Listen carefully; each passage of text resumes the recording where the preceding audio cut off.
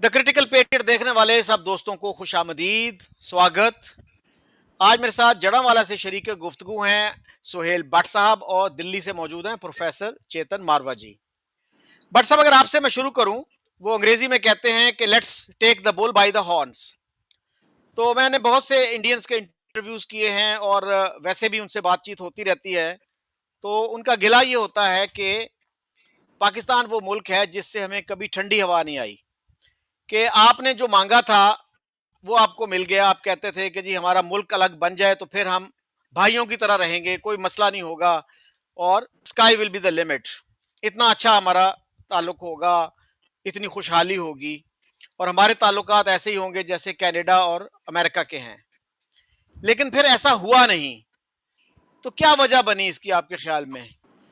देखिए, आपके लिए ये पॉसिबल होता है कि आप अपनी ज़िंदगी में जितने चाहे दोस्त बना लें, और आप पर डिपेंड करता है कि आप दुश्मन भी अपनी मर्ज़ी से बना सकते हैं, लेकिन आप अपने नेबर को तो तब्दील नहीं कर सकते हैं। तो मेरे इंडियन फ्रेंड्स जो हैं, उनका ये गिला है कि हमारी तरफ से ठंडी हवाएं नहीं आई, और इन्होंने हमारा या हमारे आबा और अजदाद का वो मुतालबा तस्लीम कर लिया था। ये ग़ालिबन इशारा आपका दो कौमी नज़रिया की तरफ है। अच्छा, तो ठंडी हवाएं जो थी वो definitely from across the border हमें आती रही हैं। चेतन साहब के साथ मेरी बड़ा पुराना अकीदत का रिश्ता भी है। इनके साथ बड़ी पुरानी दोस्ती के रिश्तों में मैं बंधा हुआ हूँ।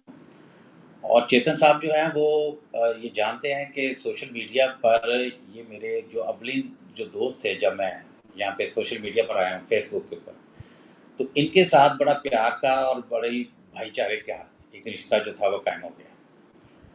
तो इंडिया से नो डाउट, जहाँ तक मेरा ज़ाती एक्सपीरियंस है, हमें ठंडी हवाएं भी आती रही हैं, और हमारा एतमाद जो था वो इंडिया की मौजूदगी में एक सेकुलर कंट्री के तौर पर, एक सेकुलर नेबर के तौर पर, ये हमेशा हमें स्ट्रेंथन्ड करता रहा है हमारे कॉन्फिडेंस को।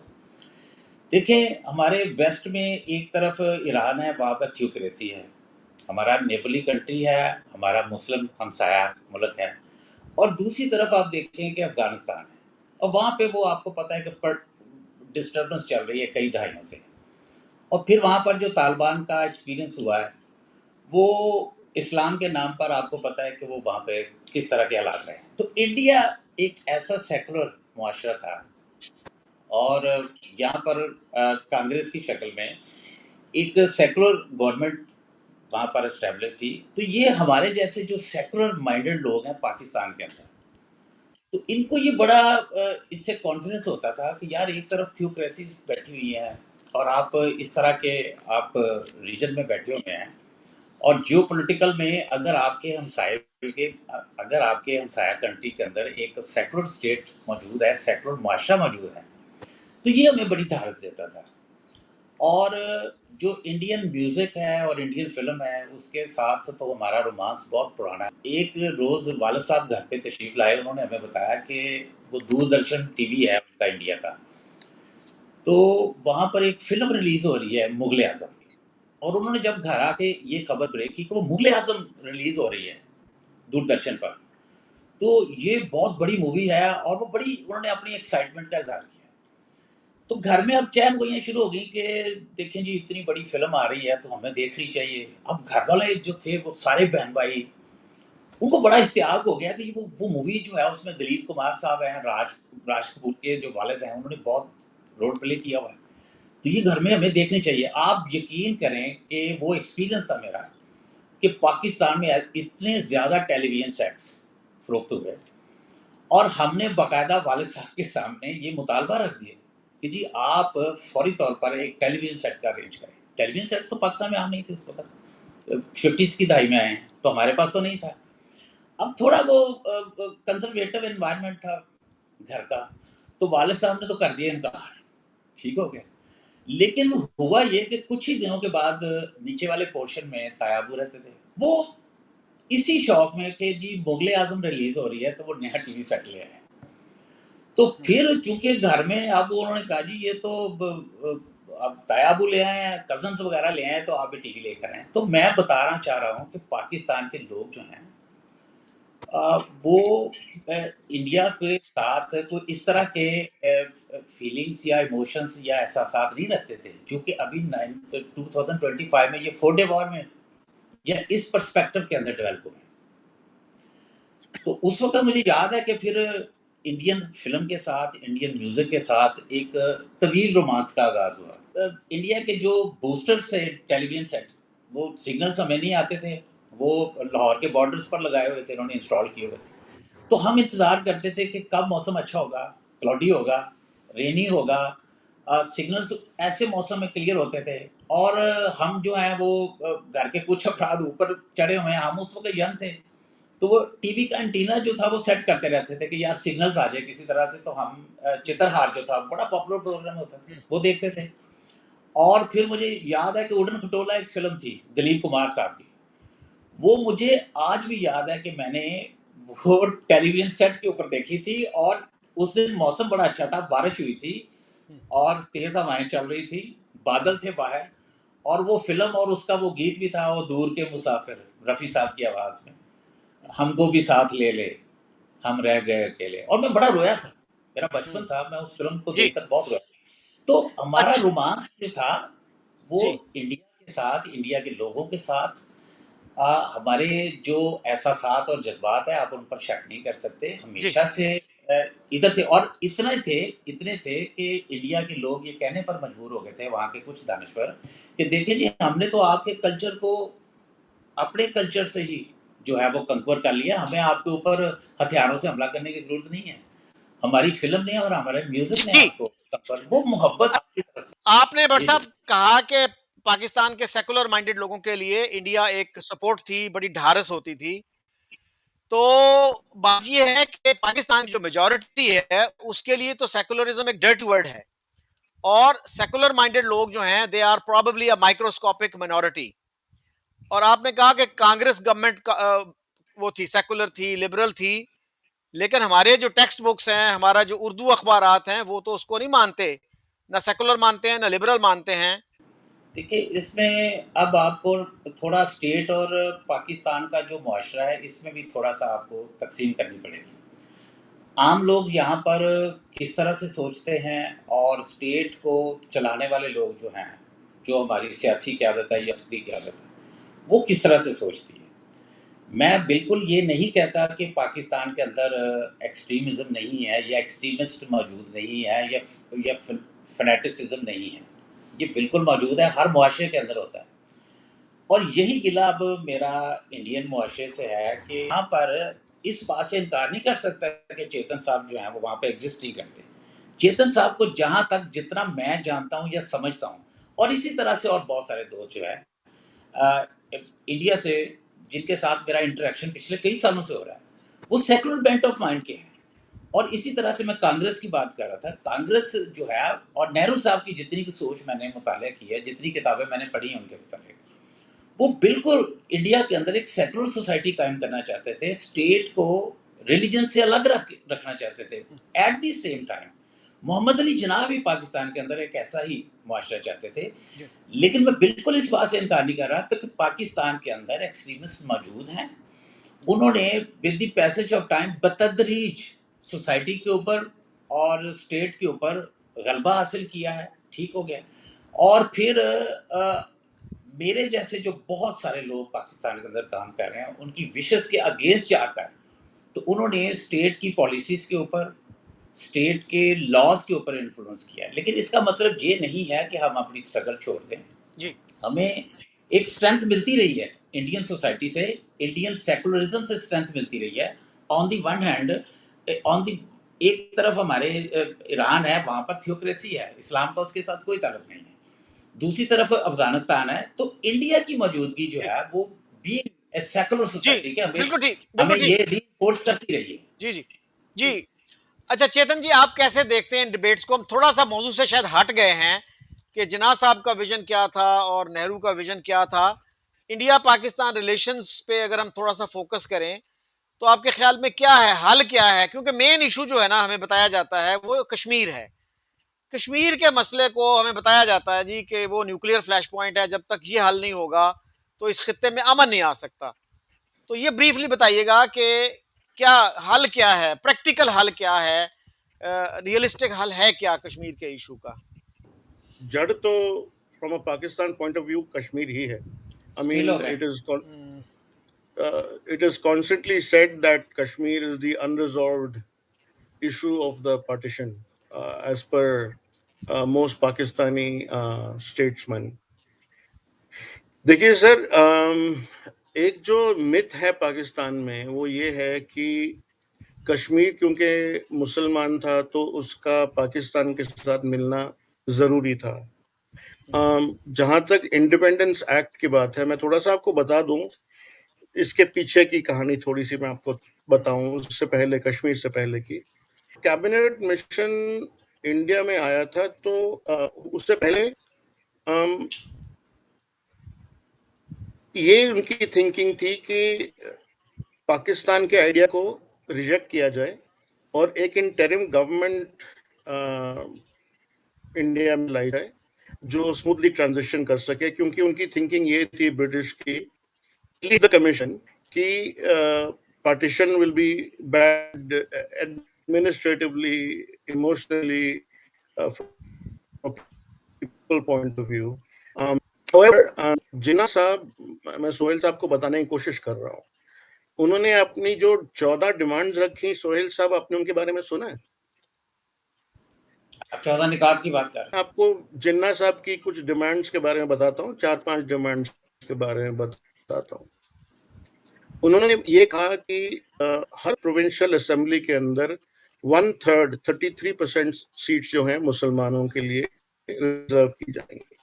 انہوں نے کہا سینٹرل گورنمنٹ میں بھی 33% سیٹس جو ہیں مسلمانوں کے لیے ریزرو کی جائیں گی. تو مشکل کانگریس کے لیے یہ تھی سر کہ اس وقت مسلمس انڈیا میں 15% سے کم تھے. تو بیسکلی اس کا مطلب یہ ہوتا کہ مسلمانوں کو ہندوؤں کے مقابلے ڈبل درجہ دیا جا رہا تھا ایز پر جناح صاحب. اور یہ نہرو صاحب کو ٹھیک نہیں لگا کہ بھی کسی بھی طبقے کو اپنی زبردستی کی کوٹا دیا جائے، وہ بھی double of their proportion in the population. کہ یہ کیبنٹ مشن نے کہا ٹھیک ہے، ہم سوچتے ہیں اس بارے میں کہ ایک انڈین مسلم انڈیا بنایا جائے اور ایک ہندو انڈیا بنایا جائے. اس کے بعد اگست 46 میں آپ کو پتا ہوگا شکیل بھائی کہ ڈائریکٹ ایکشن ڈے ہوا تھا، اور ڈائریکٹ ایکشن ڈے میں جناح صاحب نے مسلمز کو کہا تھا کہ وہ کھڑے ہو جائیں اور اپنے پورے حقوق لے لیں اور کنٹرول لے لیں. بہت زبردست کلنگ ہوئی بنگال کے اندر ہندوز کی، اور دس واز دا لاسٹ اسٹرا. اس سے جناح صاحب نے یہ ثبوت دے دیا، یہ ثابت کر دیا کہ ہندو اور مسلم ایک ساتھ نہیں رہ سکتے. بائی دا وے، یہ جناح صاحب، جیسے میں نے آپ کو لاسٹ انٹرویو میں کہا تھا شکیل بھائی تھوڑا سا، کہ وہ پہلے سے کوشش کر رہے تھے، میں نے ایویڈنس کے ساتھ پیش کیا تھا چرچل صاحب کو بتانے کی کہ مسلم جو ہیں وہ لائل ہیں برٹش گورنمنٹ کے، اور جب ستیہ گرہ موومنٹ ہوتا ہے تو جناح صاحب had opposed it and he told the Muslims of India to fight for the British in the war. ساری پاور لے لی تھی as Governor General and even within the cabinet of Pakistan، اپنے انڈر ساری پاور کر لی تھی. تو انہوں نے ضرور کہا کہ what your religion is not a matter of the state. So he had weaponized Islam. He had used Islam to get a country for Muslims. So for us to think that he didn't see this as a weapon is wrong. And to give him ان کو بولنا کہ وہ secular تھے، I think is not correct, because regardless of his personal beliefs, and I would think he was a Shia, regardless of his personal beliefs, he made a country for Islam. In fact, Shakil Bhai, in an interview to Margaret Bourke White, Jinnah Sab said clearly that we are bringing forward a vision of Islamic democracy, which has been around for centuries. And then he went on, Sohail Bhai, to tell the Americans, the British, the Russians are not far. The Americans need us more than we need the Americans. So this, like, appeasing the masters continued then also. To give you an idea, Sohail Bhai, in the elections, the provincial elections of, I think it was 36 or 38, um, Muslim League had lost the seats even in the Muslim majority areas. 37. And but after that, Churchill made sure he imprisoned Indian National Congress for 3 years after that. And during this time, Jinnah was allowed to go around and propagate his theory of Pakistan. Now, after this comes the cabinet mission. After this comes the riots of Calcutta, direct action. So for us to presume that Jinnah Sahib was secular is highly incorrect, because secularism is a separation of religion from politics, right? From governance and politics.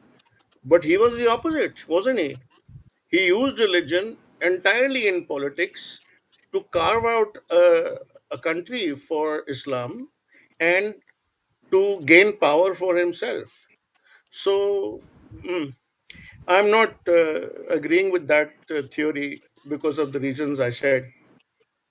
Secondly, coming to the idea that uh, I'm trying to tackle these two, three things one by one, Shakil bhai.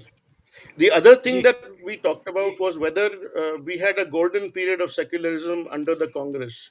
So, Hail bhai, let me tell you a few things about what the Congress did, and then you can tell me if that is secularism or not. Um, the Congress introduced the Places of Worship Act. Places of Worship Act में ये था sir कि जो 47 के अंदर जो monuments की जो शक्ल और शेप था उसको आप चेंज नहीं कर सकते. The ability to ask for their civilization or their temples back. Even a few, जैसे हमारे मक्का मदीना जो हमें जिसे कहते हैं, वो अलाउड नहीं है हमको sir under law. We can not even approach the court. तो ये किसी दुनिया में किसी कंट्री में नहीं है ये. They introduced a communal violence bill, sir. आप इसको स्टडी कीजिएगा, in which it said clearly, in the event of any communal riot, the Hindu majority will be considered the guilty party. Think about that for a second. Gurukul होते थे सोहेल भाई, जो schools होते थे Indian civilisation के अंदर पहले टीचिंग के, तो centre of culture, centre of civilisation. Nehru ji ने क्या किया, उन्होंने फॉरबिड कर दिया कि आप हिंदू का कोई भी स्कूल लर्निंग का, टीचिंग का नहीं खोल सकते. मदरसा अलाउड है, कॉन्वेंट अलाउड है, लेकिन हिंदूज को अपने स्कूल को खोलने का हक खत्म. आपने नालंदा यूनिवर्सिटी का नाम सुना होगा सोहेल भाई. तो नालंदा को 2 साल जलाया था बख्तियार खिलजी ने, और हमारी सारी जो ग्रेटेस्ट बुक्स थी हमारी सिविलाइजेशन की, वो नालंदा में थी बिहार में, और उनको उस आदमी ने डिस्ट्रॉय कर दिया. बिकॉज आपको पता है उस रेलवे स्टेशन का नाम क्या है सर? बख्तियारपुर. हमारी किताबों के अंदर औरंगजेब को एक ग्लोरियस लीडर बताया गया. बाबर जिसने हिंदुओं के सड़ काट काट के पहाड़ बनाए थे अपने ग्रैंडफादर तैमूर की तरह, उसको बताया गया poetic justice, a beautiful man who did know wrong. वो आदमी ने इंडिया के अंदर दफन होना माना नहीं अपने आप को. उसने कहा इतनी गंदी जगह है ये. I mean, I can go on. When 26/11 happened, even your own people, like Tariq Khosa, if I remember, जो FIR डायरेक्टर थे, उन्होंने भी कहा कि यहाँ से लोग गए थे, उन्होंने किया है। आपके वहाँ से और आवाज़ें भी आई थी, जियो टीवी के लोग गए थे अजमल का साहब के यहाँ, उसके घर के वहाँ जाके। आपको पता है कि ये जो टेररिस्ट आए थे 26/11 में, उनके हाथों में कलश बांधा हुआ था, आपको याद होगा। हिंदू कलश बांधा हुआ था उनके हाथों में। मैं आपको रीजन इसका बाद में बताऊंगा। उसके बाद जिस दिन ये होता है, उसके 2 दिन के बाद दिग्विजय सिंह का नाम सुना होगा आपने, कांग्रेस का। उन्होंने एक किताब रिलीज करी थी जिसका नाम था 26/11 आरएसएस की साजिश। 26/11 आरएसएस की साजिश। So what seems to you to be a very great period of secularism was in fact a period of appeasement, and that is why Modi had to come around, because there was a lot of angst amongst Hindus कि हमारी आवाज हमारी civilisation के बारे में कोई बात करने को तैयार नहीं है। सुहेल साहब, सेकुलरिज्म मौजू नहीं था लेकिन बात सेकुलरिज्म पे चली गई। तो लेकिन सेकुलरिज्म जो पाकिस्तान में है सर, पाकिस्तान में तो मैं कहूंगा मेन स्ट्रीम जो ओपिनियन है, आपने कहा बहुत सेकुलर लोग हैं, मुझे नहीं नजर आते इतने सेकुलर लोग। इसलिए कि जो हमारा डिस्कोर्स है, नेशनल डिस्कोर्स, वो तो यही है कि secularism is a dirty word, ये तो एक गाली है। तो अगर हमें सेकुलरिज्म ही चाहिए था तो फिर इंडिया, यूनाइटेड इंडिया में क्या खराबी थी? आपने खुद भी कहा कि गांधी और नेहरू सेकुलर थे, तो फिर हमें अलग मुल्क बनाने की जरूरत क्या थी? ये आर्गुमेंट आपने सुना होगा। हमारे तो नारे क्या थे, पाकिस्तान का मतलब क्या, ला इलाहा इल्लल्लाह, मुस्लिम लीग है तो मुस्लिम लीग में आ। और जिन्ना साहब ने सर 1940 से पहले 1939 में मेरा ख्याल है बिहार में गए थे वो, उस वक्त कहा था कि ये जो झंडा है ये इस्लाम का झंडा है, ये जो आप मुझे रिस्पेक्ट दे रहे हैं, आप इस्लाम को रिस्पेक्ट दे रहे हैं। यानी पाकिस्तान का झंडा उठाने से पहले, 1 साल पहले तकरीबन, उन्होंने इस तरह की बात की। और बेशुमार उनके बयानात हैं। आज हमारी जो स्टेट है वो बताती है कि जी वो तो एक इस्लामिक स्टेट चाहते थे। उन्होंने खुद भी कहा कि Pakistan is a premiere Islamic state. American के नाम जो उनका खिताब था रेडियो पे, उसमें उन्होंने कहा Pakistan is a premiere Islamic state. और देखिए आज तक ये डिबेट चल रही है, 78 साल हो गए हैं, कि जना साहब का विजन क्या था। Did he want a secular state, did he want an Islamic state? यानी उनके जो बयानात थे इतने कंट्राडिक्टरी थे कि आज सेकुलर भी उनको कोट करते हैं और जो रिलीजियस माइंडेड लोग हैं वो भी कोट करते हैं। So that clearly tells you that he did not have a clear vision, he did not have a well thought out vision. जी क्या कहेंगे? देखिए, आप मुझसे डिफरेंस रख सकते हैं, डिफरेंस ऑफ ओपिनियन आपका राइट है, लेकिन इस्लाम ने तारीख के अंदर, हिस्ट्री के अंदर जो 4-5 बड़ी एम्पायर्स एस्टेब्लिश की हैं, तो मुझे ये बताइए कि क्या जो इस्लामिक रूलर्स थे वो अल्टीमेटली अपनी नेचर में उनकी जो हुकूमत थी जो उन्होंने इस्टेब्लिश की, तो उनकी नीयत सेकुलर ही थी। उसका सबसे बड़ा सबूत ये है कि मैं सिर्फ इंडिया की बात कर लेता हूँ, मैं किसी और इस्लामिक एम्पायर की बात नहीं करता, कि यहाँ पे ऑलमोस्ट 1000 ईयर्स, 1000 साल तक यहाँ पे इस्टेब्लिश किया है उन्होंने रूल अपना, और यहाँ पर इनकी हुकूमत रही।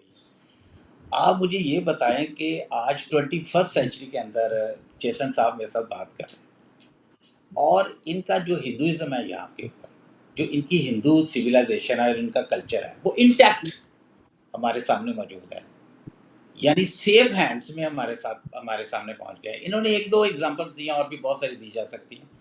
एक्सेप्शंस कहाँ नहीं होती हैं। मैं ये नहीं कह रहा हूँ कि इंडिया के अंदर जो दिल्ली सल्तनत थी उसमें कोई ऐसे इक्का दुक्का वाक़यात नहीं हुए होंगे जिसमें डिस्क्रिमिनेटरी पॉलिसीज़ अडॉप्ट की गई होंगी कुछ।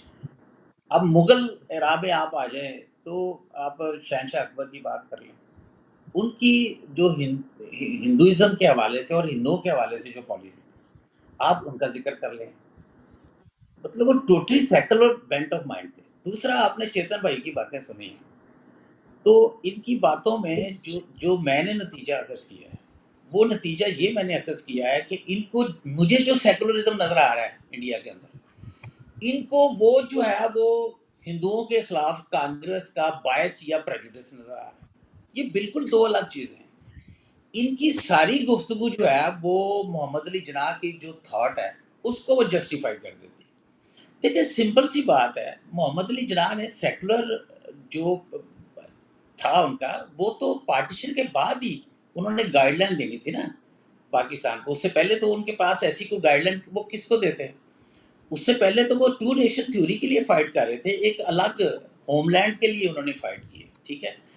اچھا یہ بھول جاتے ہیں کہ انہیں یہ سارا اعتراض ہے کہ پاکستان میں، آپ یہ دیکھیں کہ 1937 کے اندر جو کانگریس نے یہاں پر اپنی جو اپنی منسٹریز بنائی ہیں، اس کے اندر انہوں نے خود جسٹیفائی کر دیا، انہوں نے ایک جواز پیدا کر دیے مسلمانوں کے لیے.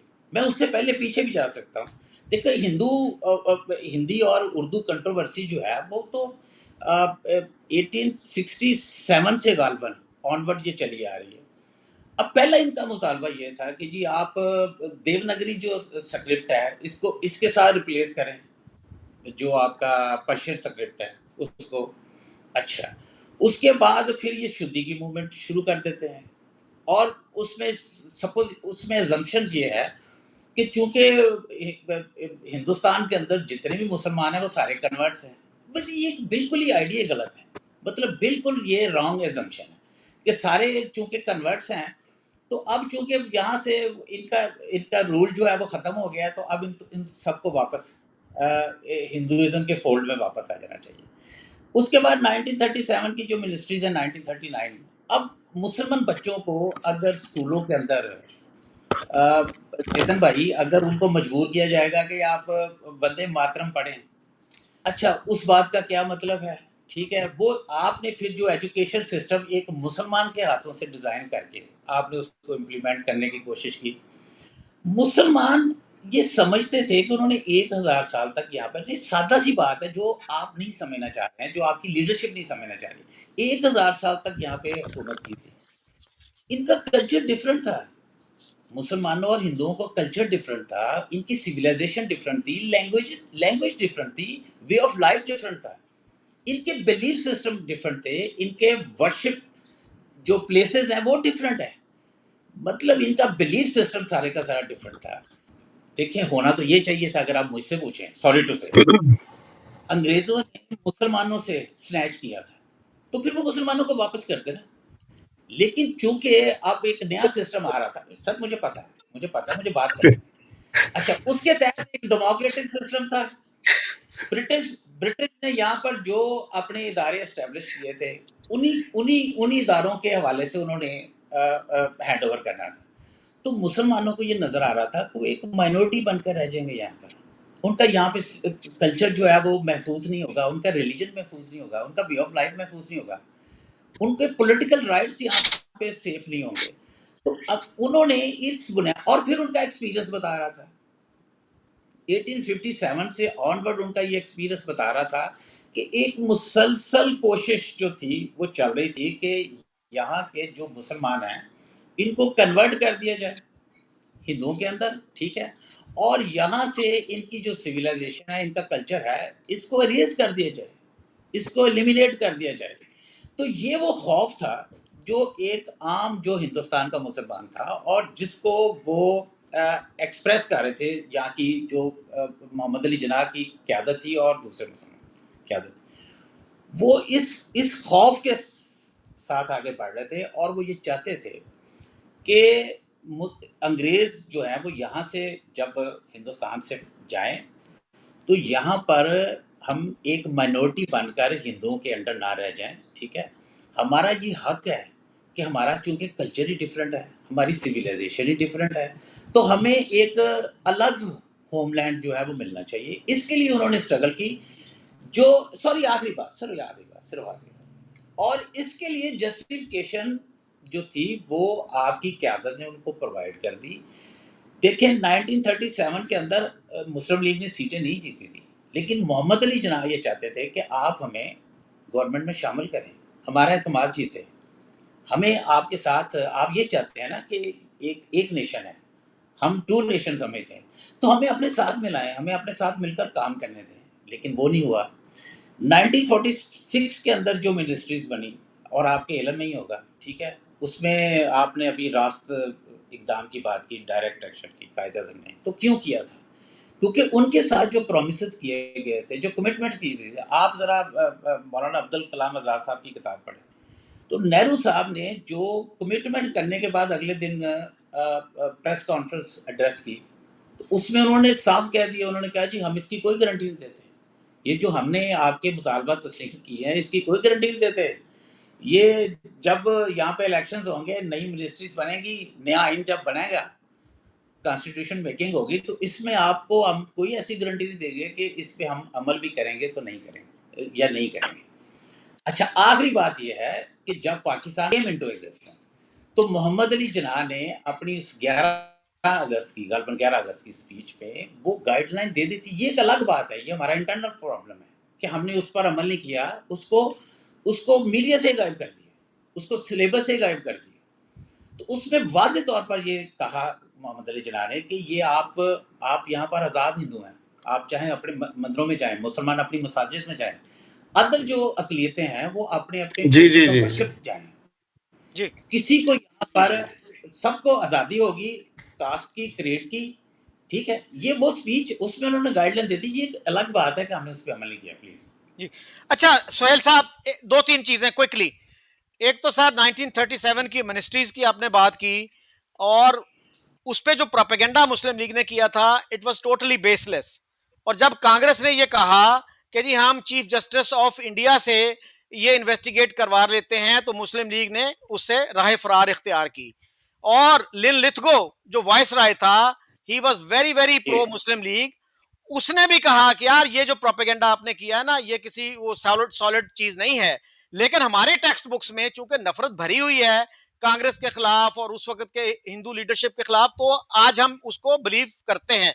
اور یہ دیکھیے ہماری ٹیکسٹ بکس میں بنگال میں جو 3 ملین لوگ قحط سے مارے گئے تھے ان کا ذکر نہیں ملتا، اگر ملتا بھی ہے تو پاسنگ ریفرنس ہوتا ہے، لیکن 37 کی جو منسٹریز ہیں اس کے بارے میں سارے دن رات ہمیں بتاتے ہیں صفدر محمود جیسے ہسٹورین، وہ جی زندگی اجیرن کر دی تھی مسلمانوں کی۔ بھائی کہاں اجیرن کر دی تھی؟ آپ کے اپنے لوگ جب جناح صاحب نے ڈے آف ڈیلیورنس منانے کا اعلان کیا، کچھ مسلم لیگی لیڈرز نے اختلاف کیا ان سے کہ ہم آپ سے یہ ایکسپیکٹ نہیں کر رہے تھے کہ کانگریس نے ایک اصولی موقف لیا ہے، اس کے تحت انہوں نے خود ریزائن کیا ہے، تو آپ کے لیے یہ نہیں بنتا مناسب۔ اور سر شدی کی بھی آپ نے بات کی، سر شدی میں کیا ہوا تھا؟ یہ میں دن رات یہاں سنتا ہوں، شدی ہو گئی تھی جی، شدی ہو گئی تھی۔ بھائی شدی میں سر سن لینا پلیز، میں نے آپ کو انٹرپٹ نہیں کیا۔ شدی میں کیا ہوا تھا؟ کتنے مسلمانوں کو زبردستی ہندو بنایا گیا؟ کیا مسلمانوں میں تنظیمیں نہیں تھی، تبلیغ نہیں تھی؟ تو شدی ہم کرتے ہیں، لیکن بھائی شدی میں ہوا کیا تھا؟ اور سر آپ نے بات کی 46 کی کہ جی نہرو مکر گیا، سر اس سے پہلے جو ہے نا پٹیل صاحب اس نتیجے پہ پہنچ چکے تھے کہ مسلمانوں میں علیحدگی کے جراثیم اتنے پھیل گئے ہیں کہ ان کو اکٹھا رکھنا وہ کاؤنٹر پروڈکٹیو ہوگا۔ ایک ہی دفتر میں بیٹھے ہوئے ہندو، سر میری بات سن لیں پلیز، آپ کی بات ہم نے ان انٹرپٹیڈلی سنی، تو ایک ہی دفتر میں بیٹھے ہوئے لوگ جو ہیں وہ ہندو جو ہیں انڈیا کے لیے کام کر رہے ہوں گے، مسلمان پاکستان کے لیے کام کر رہے ہوں گے، تو اس لیے جو ہے وہ ایک ویل تھاٹ آؤٹ ڈیسیجن تھا کہ ہم اب ان کو زبردستی ساتھ نہیں رکھ سکتے، جسم کے ایک حصے میں اگر گینگرین ہو جائے تو اس کو کاٹ پھینکنا ہی بہتر ہے بجائے اس کے کہ پورا جسم اس سے متاثر ہو۔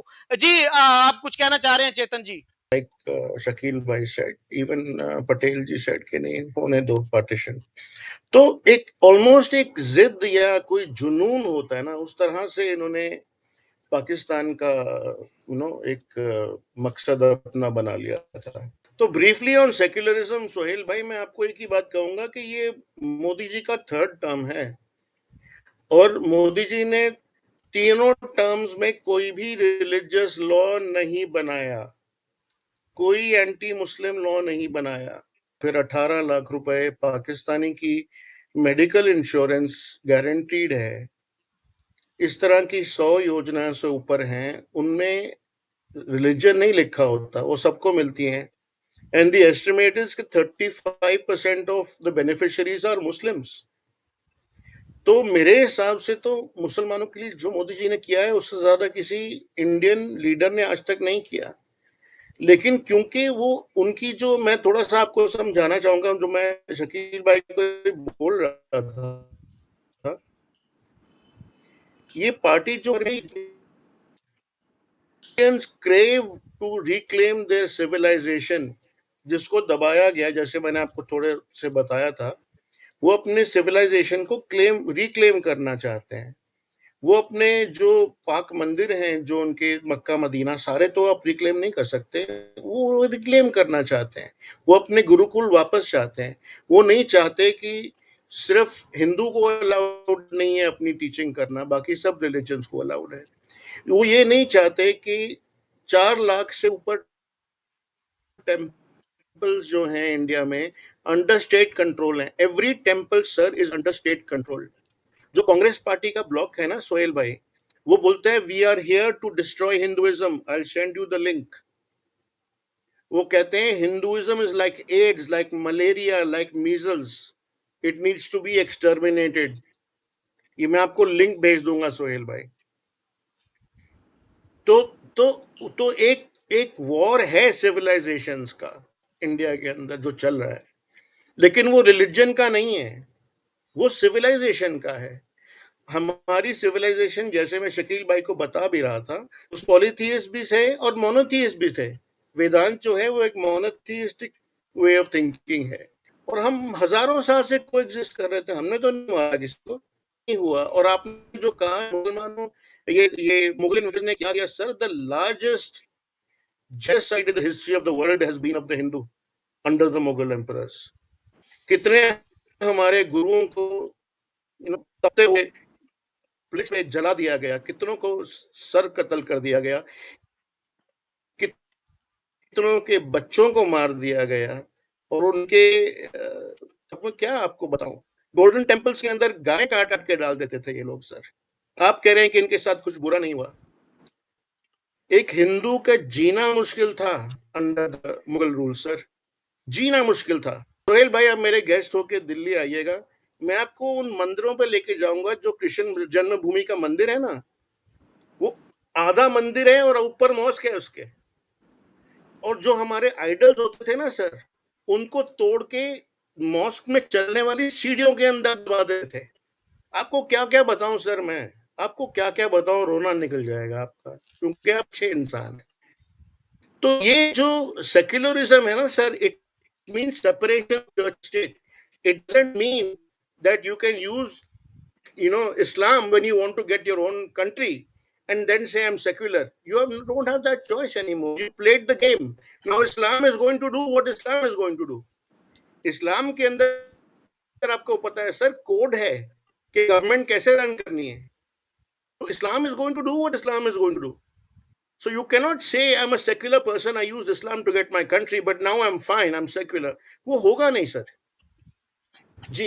अच्छा, सुहेल साहब, जना साहब की एक स्टेटमेंट है कि पाकिस्तान के मुतालबे का हिंदुओं के कंडक्ट या मिसकंडक्ट से कोई ताल्लुक नहीं, ये इस्लाम का बुनियादी मुतालबा है। फिर उन्होंने कहा पाकिस्तान उसी दिन वजूद में आ गया था जब यहाँ के पहले बाशिंदे ने इस्लाम कबूल किया था।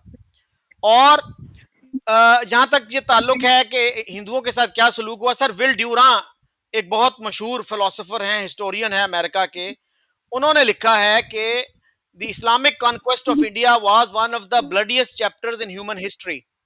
और सर आपने कहा कि बादशाह बड़े अच्छे थे, मुसलमान बादशाहों को आपने डिफेंड किया, लेकिन सेकुलर होने के बावजूद आप ये कह रहे हैं कि जी कांग्रेस जो है वो मुसलमानों को दबाती। वैसे आपने माना कि वो सेकुलर थे, लेकिन जो पाकिस्तान की ऑफिशियल हिस्टोरियोग्राफी है उससे भी आप इख्तलाफ नहीं करते। आप वही आर्गुमेंट दे रहे हैं जो पाकिस्तान के ऑफिशियल हिस्टोरियंस देते हैं। शुद्धि का भी वो जिक्र करते हैं, 37 की मिनिस्ट्रीज का भी वही जिक्र करते हैं। आपके आर्गुमेंट वही है सारे के सारे। तो सर बात ये है कि वो बादशाहों का जो दौर था, एब्सोल्यूट किंग से, वो उसको आप जस्टिफाई कर रहे हैं, लेकिन फिर कहते हैं जी मुसलमान जो थे ना वो हिंदुओं के साथ नहीं रह सकते थे, उनका कल्चर अलग था, उनकी सिविलाइजेशन अलग थी। सर बर्तानिया का कल्चर क्या हमसे मिलता है? अमेरिका का कल्चर हमसे मिलता है? हमारी सिविलाइजेशन वही है। आज कितने पाकिस्तानी हैं, आज वीजा खोल दे अमेरिका और देखिए फिर कितने पाकिस्तान में रुकते हैं और कितने अमेरिका जाते हैं, कितने बर्तानिया जाते हैं, कितने शौक से जाते हैं, और जब वो आते हैं पाकिस्तान कितनी उनकी इज्जत होती है। तो सर यहाँ पे हमारा कल्चर और था, सिविलाइजेशन और थी, अब हम बढ़ बढ़ के जो है वेस्ट के कंट्रीज में जाना चाहते हैं। तो ये कितनी बड़ी कॉन्ट्रडिक्शन है। और जना साहब की सर 11 अगस्त वाली तकरीर जो थी ना, उसके बाद उनको समझाया गया था, चौधरी मोहम्मद अली ने समझाया कि बाबा जी ये क्या कर रहे हैं आप, पिछले 8-10 साल में आप जो बातें करते रहे हैं इनको कंट्राडिक्ट कर रहे हैं, लोग कंफ्यूज हो रहे हैं इससे, इसलिए उन्होंने किया था। उसके बाद जना साहब ने वो मैसेज रिपीट नहीं किया। अक्टूबर में एक इंटरव्यू था उनका रॉयटर्स को, जिसमें उनसे पूछा गया to nation theory is it still valid, उन्होंने कहा हाँ बिल्कुल वैलिड है, it is not a theory it is a fact. जब 11 अगस्त वाली तकरीर थी उसको वो खैरबाद कह चुके थे, उसको टू नेशन थ्योरी को उन्होंने तर्क कर दिया था, ही abandoned the two nation theory. और ये वो बात है जो खलीकुज़्ज़मान ने अपनी किताब में लिखी, जो पाकिस्तान मुस्लिम लीग के पहले सदर थे, और उसका बैकग्राउंड उन्होंने ये दिया कि जिन्ना साहब जब आ रहे थे दिल्ली से आखिरी मर्तबा कराची, तो उन्होंने कहा कि करीब करीब के जो मुस्लिम लीगी अवेलेबल हैं उनको बुलाओ, उनके साथ एक फेयरवेल मीटिंग करते हैं। तो उस फेयरवेल मीटिंग में जो 1 अगस्त को हुई, एक रिजवानुल्लाह साहब थे और यूपी मुस्लिम लीग के गालिबन सेक्रेटरी जनरल थे वो, he started asking awkward questions कि अब हमारा क्या बनेगा, हम तो आगे आगे थे। जैसे कहा जाता है कि यूपी में जो थी ना ये तहरीक, पंजाब और सरहद से ज्यादा पॉपुलर थी, तो अब हमारा क्या बनेगा, हम तो बहुत आगे आगे थे नारे लगाने वालों में। तो वो खलीकुज़्ज़मान लिखते हैं कि मैंने जिन्ना साहब को इतना परेशान कभी नहीं देखा जितना उस वक्त देखा, और मेरा ख्याल है कि उस गुफ्तगू का नतीजा था कि उन्होंने पाकिस्तान जाते ही जो पहली तकरीर की उसमें टू नेशन थ्योरी को उन्होंने खैरबाद कह दिया, ही bed farewell to his to nation theory. तो सर ये जो कंफ्यूजन है ना, ये आज तक हम रिजॉल्व नहीं कर सके। जी प्लीज। देखिए, ये खलीकुज़्ज़मान साहब की अपनी एक इंटरप्रिटेशन हो सकती है, मैं तो वहाँ पे मौजूद नहीं था कि ऐसा कोई वाक़या हुआ है कि उन्होंने उसको अबैंडन कर दिया या नहीं कर दिया। मैं उनकी बहरहाल राय का एहतराम करता हूँ। हिंदुस्तान के अंदर जो इस्लाम का एक किरदार है, उसके हवाले से जो सूफी सेंट्स हैं, माज़रत के साथ हम उनके बहुत पॉजिटिव किरदार को भी भूल जाते हैं। बहुत प्रोडक्टिव किरदार था। ये कहना बिल्कुल मेरी समझ से बाहर है कि हिंदुस्तान के अंदर एक तो इस्लाम जो है वो तलवार के ज़ोर पर फैला, स्वर्ड से फैला। ये एक इंटरप्रिटेशन थी। बहुत सारे हिस्टोरियंस यूरोप के वो बायस थे इस्लाम के बारे में, प्रेजुडिस थे। और आपने बहुत अच्छे ये अमेरिकन जो मेरे पसंदीदा, मेरे फेवरेट जो हैं वो हिस्टोरियंस हैं, विल ड्यूरन, मियाँ बीवी, उनका आपने हवाला दे दिया। उन्होंने हमें बताया कि इस्लाम को आप स्टडी करें ज़रा, ये प्रेजुडिस का चश्मा जो है वो उतार के। ये विल ड्यूरन ने हमें बताया कि इस्लामिक एम्पायर्स पास्ट में, इस्लामिक स्टेट्स जहाँ पे एस्टेब्लिश हुई, उनकी जो पॉलिसीज थी, उनका महवर जो था वो टॉलरेंस थी। वो टॉलरेंस इस लेवल की थी कि हम देखते हैं कि स्पेन के अंदर जब बनु मैया वहाँ पर एक ब्रांच एस्टेब्लिश करती है, तो यहूदी जो हैं वो पूरी दुनिया से वहाँ आके उनकी वो लेते हैं, पनाह लेते हैं, वहाँ पर आकर रहते हैं, और दोनों को फिर इकट्ठे वहाँ से निकाला गया। इसी तरह से हिंदुस्तान के अंदर यहाँ पर जो दिल्ली सल्तनत के जो सुल्तान थे और उसके बाद मुगल एम्पायर वहाँ के रूलर्स, इन्होंने बुनियादी तौर पर हिंदुओं के हवाले से टॉलरेंस की पॉलिसी अडॉप्ट की। और सबसे जो अहम किरदार था वो सूफी सेंट्स ने यहाँ पे आगे अदा किया। सेंट्रल एशिया से यहाँ पे आए, एक मुकम्मल मुसलसल फ्लो चल रहा था। आपका हिंदुइज्म जो था वो कॉस्ट बेस्ड था। अब जो यहाँ पे शूद्रों की, बेचारों की जो हालत थी वो आपके सामने है। अछूत अगर उन्हें कुछ छू जाता था जो हिंदू कास्ट का, तो वो कहते थे कि हम तो पलीत हो गए। उनको स्कूलों के अंदर दाखिला, मतलब दाखिल होने की इजाज़त थी। एक गांव के अंदर कुआं होता था, सॉरी सर, एक गांव के अंदर कुआं होता था, वहाँ से वो पानी नहीं भर सकते। सर प्लीज़, हिंदू कास्ट के साथ, बड़ी ज़ात का जो हिंदू है उसके साथ, उनके बच्चों के साथ वो खेल नहीं सकते थे। मुस्लिम सेठ यहाँ पे आए, उन्होंने क्या किया है, उन्होंने मोहब्बत, अमन, टॉलरेंस, इक्वालिटी, ये मैसेज दिया है। ये बिल्कुल नई चीज़ें थी हिंदुओं के लिए। जो लो कास्ट का हिंदू था यहाँ पर, उसके लिए बिल्कुल नई चीज़ें थी। उनका एक तरीकाकार था, एक मैकेनिज्म था हिंदू मुसलमान सेंट्स का, मुस्लिम सेंट्स का। वो क्या करते थे, वो एक देग के अंदर खाना बनाते थे, उसके साथ एक जायनमाज होता था, मसल्ला होता था, उसके ऊपर वो खुद बैठते थे। महफिल समा की महफिल होती थी, वहाँ पर मुसलमान भी बैठते थे, कता नज़र इसके कि उसका स्टेटस क्या है, क्लास क्या है। और वहीं पे हिंदू जब आते थे वो एक ही प्लेट के अंदर खाना खाते थे, एक ही सफ के ऊपर बैठते थे, और वो एक ही सफ के अंदर जब मुसलमानों को नमाज पढ़ते हुए देखते थे اور سما کی محفل وہ اٹینڈ کرتے تھے، وہ اسلام کی تعلیمات سے متاثر ہوتے تھے اور پھر وہ ان کی تعلیمات سے متاثر ہو کر اسلام قبول کرتے تھے. یہ وہ کنورٹس ہیں جن کی طرف گاندھی صاحب جو تھا وہ بار بار اشارہ کرتے تھے. پٹیل صاحب کی آپ نے بات کی تھی سر، پٹیل صاحب کی مجبوری بن گئی تھی. سن لیں ذرا، تھوڑی بات سن لیں سر. آپ سے جب ڈیمانڈ کی جا رہی تھی کہ ہمیں بھی یہ 46 کے اندر جو آپ نے منسٹریز بنائی، جب گورنر جنرل صاحب کے ساتھ محمد علی جناح صاحب نے مذاکرات کی اور اس کے بعد فیصلہ کر لیا کہ ہم بھی شامل ہو جاتے ہیں، آپ سے کچھ منسٹریز کی ڈیمانڈ کی تھی، آپ نہیں دینے کے لیے تیار تھے. اور آپ نے یہ سوچا کہ ان کو تو اکنامکس کا پتہ ہی نہیں ہے، ٹریڈ اور کامرس تو انہیں آتی نہیں مسلمانوں کو، تو انہیں آپ اکنامکس کی منسٹری دے دیں. یہ وہ بہت بڑی بلنڈر تھی، وہ اتنی بڑی بلنڈر تھی. اب لیاقت علی خان صاحب خود شاید وہ ماہر معیشت نہیں تھے، اکانومسٹ نہیں تھے، ان کے بعد محمد علی تھے، چودھری محمد علی کہ آپ ذکر کر رہے ہیں، بعد میں وزیر اعظم بھی بنے. تو وہ ایک طرح سے تو آپ نے اپنی شارت جو تھی جگلر وے وہ مسلمانوں کے ہاتھ میں وہ جو اکنامکس کی منسٹری تھی وہ ان کے ہاتھ میں پکڑا دی. تو وہ پٹیل صاحب بھی اس نتیجے پر پہنچے کہ یار یہ بالکل ہم اکٹھے نہیں رہ سکتے، یہ ایک منسٹری نہیں ہم چلا سکتے ان کے ساتھ، تو ایک پورے ملک کا انتظام جو ہے وہ کیسے کریں گے. تو بعد میں انہوں نے پھر نہرو صاحب سے بات کی کہ یار اس کو ہم مان لیں، یہ ایک سیپریٹ کنٹری جو ہے نا، ان کا ہوم لینڈ کا مطالبہ جو ہے وہ ہم تسلیم کر لیتے ہیں. آخری بات فرض وہ انہوں نے بھی جانا ہے، میں اس لیے ذرا بات کر رہا ہوں. آپ نے فرمایا کہ نریندر مودی صاحب کی مسلمانوں کے خلاف انہوں نے آج تک کوئی قانون نہیں بنایا. سر آپ نے سٹیزن شپ جو امینڈمنٹ ایکٹ ہے پڑھا ہے اس کا؟ یہ جو رجسٹر آف سٹیزنز کے نام پر یہ جو نریندر مودی صاحب کرنے جا رہے ہیں، آپ نے اس کو سمجھا ہے پہلے یہ کیا ہے؟ اور 2002 کے اندر میں لمبی چوڑی بات نہیں کرتا سر، لمبی چوڑی بات نہیں، گجرات کے اندر نریندر مودی صاحب نے جو کیا ہے، آپ مجھے بتائیں کہیں سے وہ جسٹیفائڈ ہے؟ میں بات نہیں کر رہا ہوں، امریکہ کے اندر ان کی انٹری پر پابندی لگی ہوئی ہے سر. اور پھر وہ جو ٹرین میں جو ہندو میرے بھائی تھے اور ان کو پھر آگ لگائی گئی، وہ ایودھیا سے آ رہے تھے، ٹھیک ہے، اور سارا الزام مسلمانوں کے اوپر لگا دیا اور پولیس کو کہا گیا، کیا مجھے بتائیں عورتوں کے ساتھ ریپ نہیں ہوا؟